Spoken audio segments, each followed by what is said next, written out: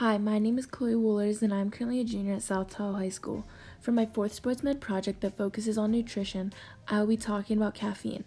In this presentation, I will go over stimulants, the effects caffeine has on different parts of the body, as well as how caffeine affects athletes. First, I wanted to explain what a stimulant is. Caffeine is considered a stimulant, which is a psychoactive drug. This type of drug provides temporary improvements in physical and mental functioning.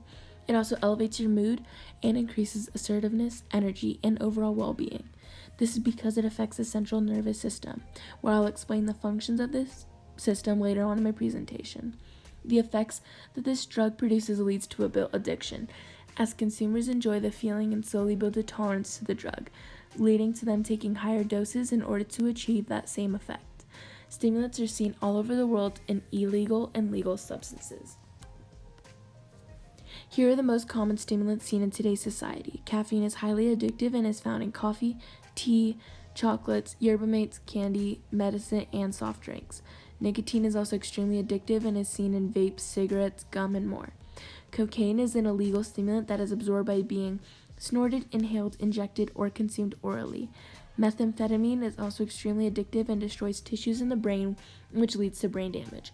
One thing all these stimulants have in common is the addictive properties.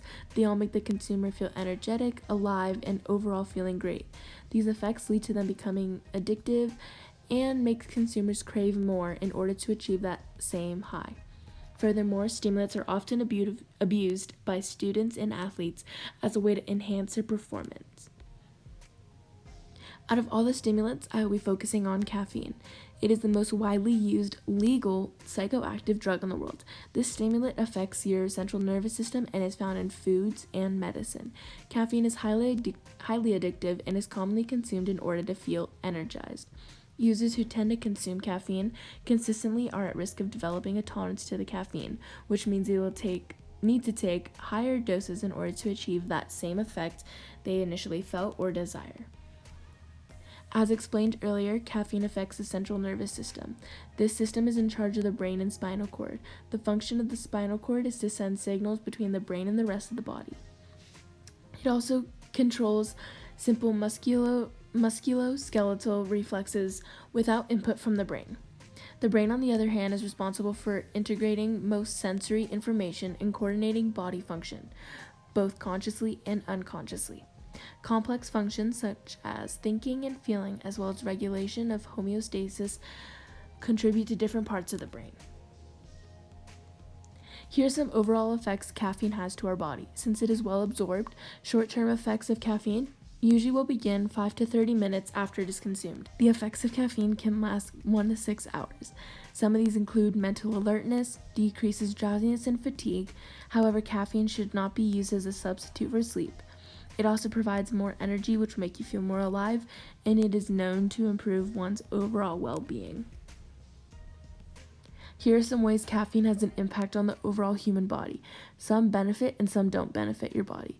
Caffeine increases the circulation of chemicals such as cortisol and adrenaline in the body. It is a diuretic, which helps your body get rid of extra salt water by urinating more. It increases the release of acid in your stomach, which can lead to an upset stomach or heartburn, and it interferes with the absorption of calcium in the body. Now I will be talking about the effects caffeine has on some vital organs of our body. First is the heart. Caffeine and the heart don't work well together. Caffeine in high doses raises your blood level of epinephrine. Epinephrine is also known as adrenaline, which can increase blood pressure, increases the contractility or force of the heart, and mildly increases your heart rate. This causes discomfort in the heart area. Patients that are susceptible to abnormal heart rhythms, high doses can cause the heart to develop skip beats from the upper and lower heart chambers, or palpitations from a rapid heart rhythm. Next is the brain, one of the most vital organs in our body. Caffeine increases energy metabolism throughout the brain, but decreases at the same time cerebral blood flow, inducing a relative brain hypoperfusion. Caffeine activates noradrenaline neurons and affects the local release of dopamine. Consuming too much caffeine, as well as having caffeine withdrawals, can also lead to headaches. Finally, caffeine infertility. Consuming too much caffeine can lead to difficulties in conceiving a child.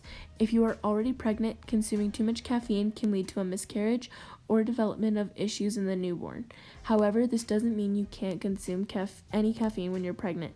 It is recommended 200 milligrams max a day, which could be 1 to 2 6 to 8 ounce cups of coffee each day.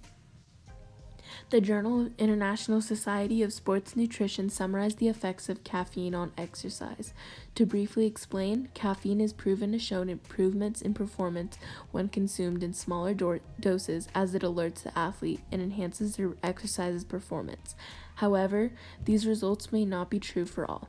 Each athlete should go through a trial and error phase where they test to see how much caffeine works for them and can improve their performance. Overall, the amount of caffeine one can have in a day depends on your body mass, health, and metabolism. It also depends on whether your body is used to getting regular doses of caffeine and how much you have in one serving. For healthy adults, the FDA has cited 400 milligrams a day, that's 4 to 5 cups of coffee, as an amount not generally associated with dangerous or has negative effects. The acceptable caffeine limit for NCAA athletes is 15 micrograms per milliliter of urine. The IOC allows its athletes up to 12 micrograms per milliliter of urine before the substance is considered illegal. In all, caffeine is shown to have many benefits to our body, such as keeping us energetic and awake, but it also has some harsh consequences that can build up into an addiction or health problem. Here are the sources that I used throughout my presentation. Thank you. If you have any questions, please ask me now.